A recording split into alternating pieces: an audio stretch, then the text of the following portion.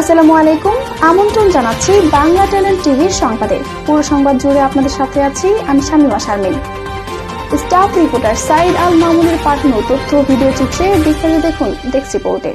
মির্জাপুরে আরোহা দাখিলী সমাজ কল্যাণ সমিতির উদ্যোগে সংবর্ধনা ও সম্মাননা অনুষ্ঠান অনুষ্ঠিত হয়েছে। জাতীয় কবি কাজী নজরুল ইসলাম বিশ্ববিদ্যালয়ের মাননীয় উপাচার্য হওয়ায় প্রফেসর ড মোহাম্মদ মোশাররফ হোসেনকে এই সংবর্ধনা দেওয়া হয়। মির্জাপুর উপজেলা ওয়ারশী ইউনিয়নে আরোহা দাখিলী সমাজ কল্যাণ সমিতির সভাপতি মমিনুর রহমান খান এর সভাপতিত্বে জনাব আবুল কালাম আজাদ সিদ্দিকী, মাননীয় সংসদ সদস্য টাঙ্গাইল ৭ প্রধান অতিথি হিসেবে উপস্থিত ছিলেন। অনুষ্ঠানে সংবর্ধেয় ব্যক্তি ও প্রধান অতিথি সহ সকলকে ফুলেল তোড়া ও ক্রেস্ট প্রদান করা হয়।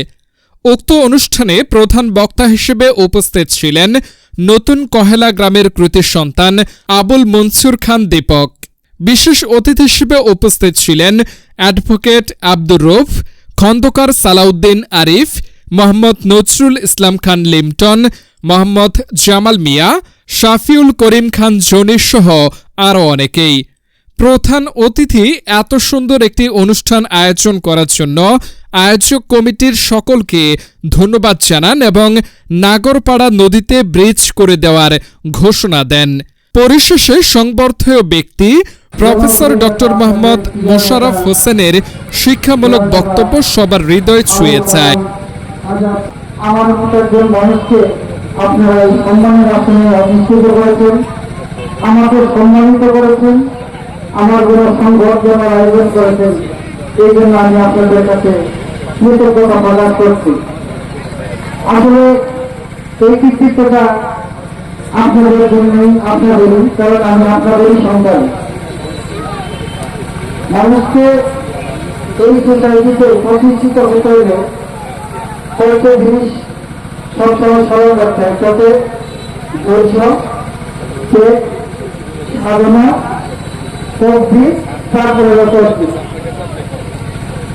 আজকে আমাদের কাছে প্রবর্তন করছেন আমাদের এমপি মহোদয়।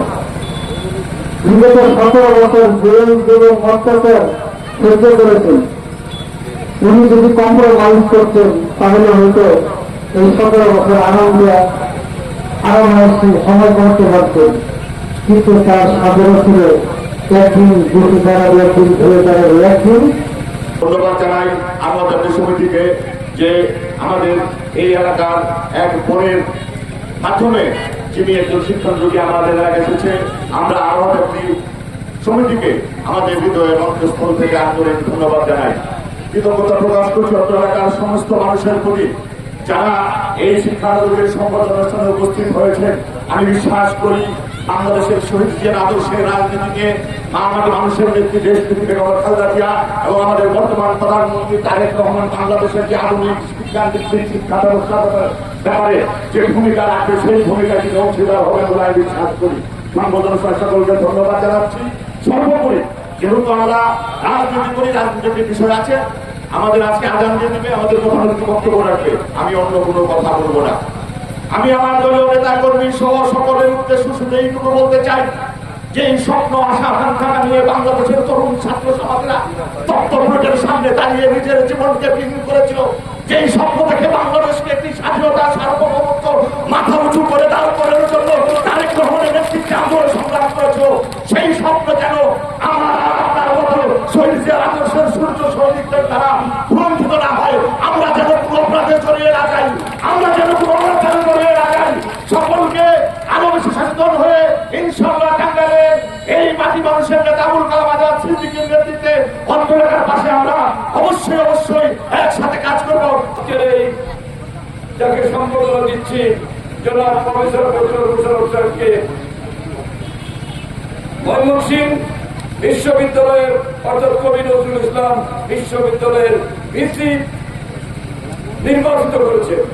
সরকার নির্বাচিত করেছেন কেন? ওনার অতীতের কর্মকাণ্ডে সন্তুষ্ট হয়েছে। তিনি জাতীয়তাবাদী শক্তির ধারক এবং বাহক হিসাবে বিগত দিনের দুঃসময়ে কাজকর্ম করেছে বলে আজকে তিনি পুরস্কার পেয়েছেন। যারা ভালো কাজ করবে, ভালো মানুষ ভালো কাজ করবে, তারা পুরস্কৃত হবে আমাদের নেতা তারেক রহমানের মাধ্যমে। আমরা বিএনপি নেতা কর্মী যারা আছেন সকলকে বলবো, আপনারা সবাই এলাকায় মাদক যাতে কোনো অবস্থাতেই বিক্রি হতে না পারে, মাদকের কারখানা যেখানে সেগুলো চিহ্নিত করে প্রশাসনকে অবগত করবে। যারা মাদক সেবন করেন তাদেরকে আপনারা আহ্বান জানাবেন, কেউ যেন এই জগতে আর না থাকে। মাননীয় প্রধানমন্ত্রী জিরো টলারেন্স ঘোষণা করছে। আমরা মাদক মুক্ত বাংলাদেশ দেখতে চাই, আমরা মাদক মুক্ত মির্জাপুর উপজেলা দেখতে চাই এই দক্ষিণ এলাকায়।